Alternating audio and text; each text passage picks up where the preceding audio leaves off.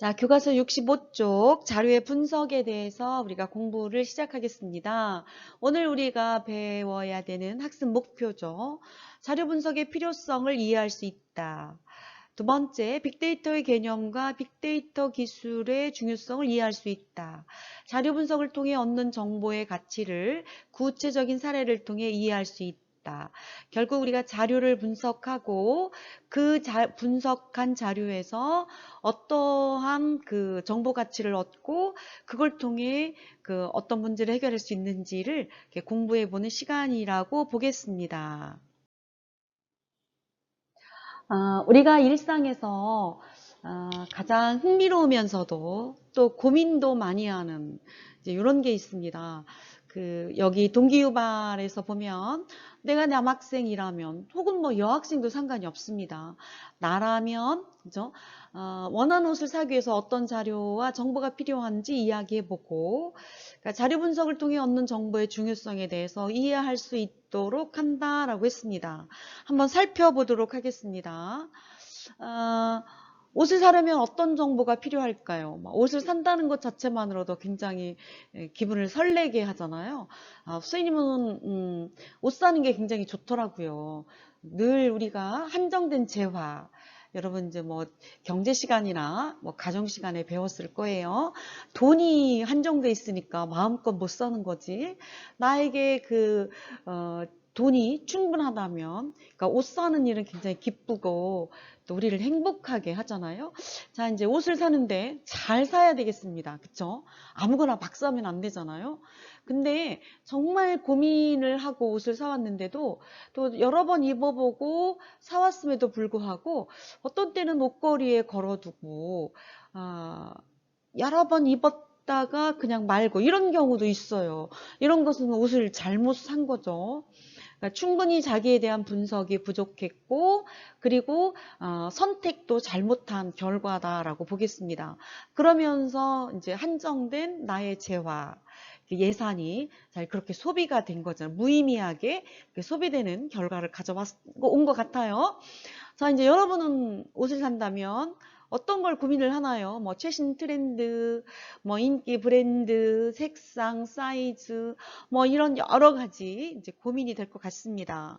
이제 뭐 또 옷을 산다면 어떤 용도로 입을 것인가? 내가 뭐 산에 갈 때 입을 것인지, 운동을 할 때 입을 것인지, 또는 수학여행을 갈 때 입을 것인지, 뭐 이런 용도는 굉장히 중요할 것 같습니다. 가격은 적당한가?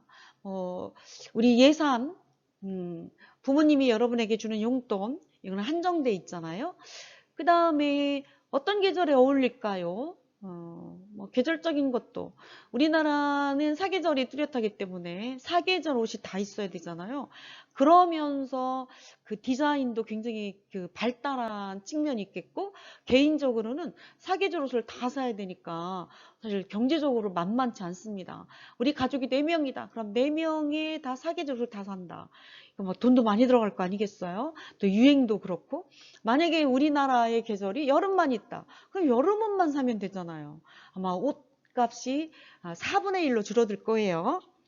그다음에 상품평은 정말 예쁘다고 했는데 또는 뭐 옷이 편안하다고 했는데 또 탄력도 있다라고 했는데 뭐 이런 것들이 그 옷을 입어본 사람들의 어떤 상품평들이 내가 옷을 구입할 때 굉장히 중요한 기준이 되잖아요.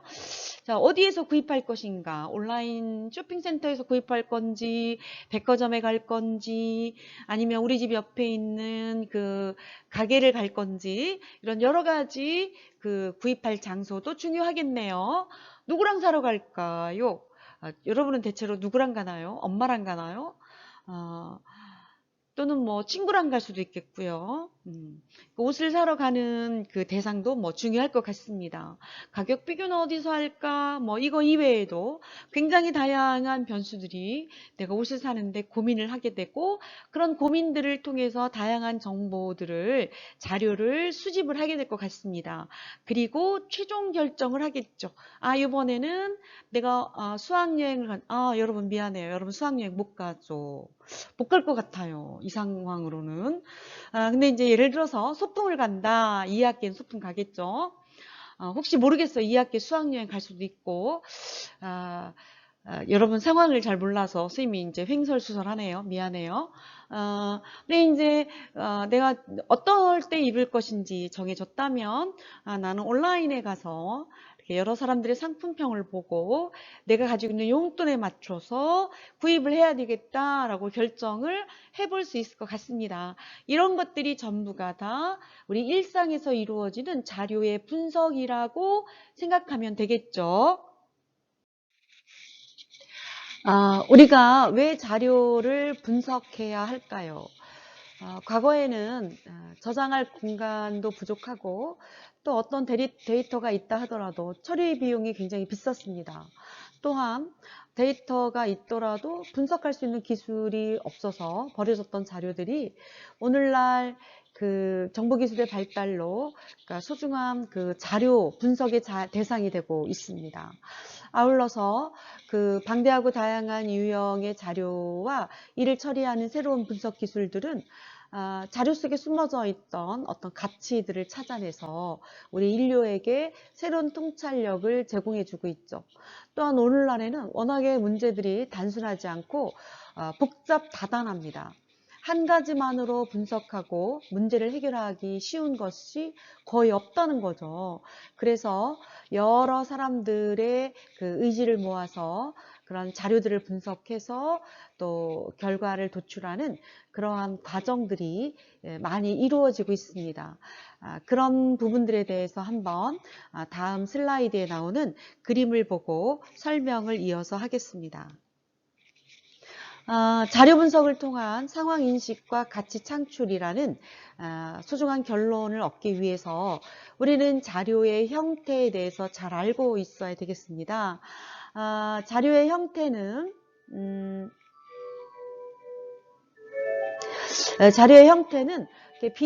정형 데이터와 비정형 데이터가 있습니다. 정형 데이터라고 하는 것은 컴퓨터가 곧바로 처리할 수 있는 어떤 그 엑셀처럼 그런 필드 속에 고정된 그런 데이터들이죠. 예를 들어서 여러분의 성적이 엑셀 파일에 저장되어 있다. 국영수, 과사, 성적 과목이 점수가 있다. 라고 한다면 그 점수들을 총점을 내고 평균을 내고 또는 석차를 내고 하는 것은 매우 쉬운 일이거든요. 이렇게 고정된 필드, 우리가 셀이라고 볼 수도 있는 그런 속에 들어있는 데이터의 형태는 정형 데이터다라고 볼 수 있겠습니다. 비정형 데이터라고 하는 것은 여기 보는 것처럼 그렇게 고정된 수치로 나타내는 것이 아니라 매우 다양한 형태로 또는 다양한 조건에서 만들어지는 자료들을 비정형 데이터라고 합니다. 예를 들면 우리가 SNS를 분석하면 오늘날 SNS에서 어떤 것을 주제로 사람들이 대화를 하는지 그때 그 주제라고 하는 것은 매우 그 다양하게 이렇게 나오겠죠. 예를 들어서 오늘날 우리 인류에게 화두가 되는 것은 코로나19잖아요. 코로나19를 표현하는 방법 여러 가지가 있잖아요.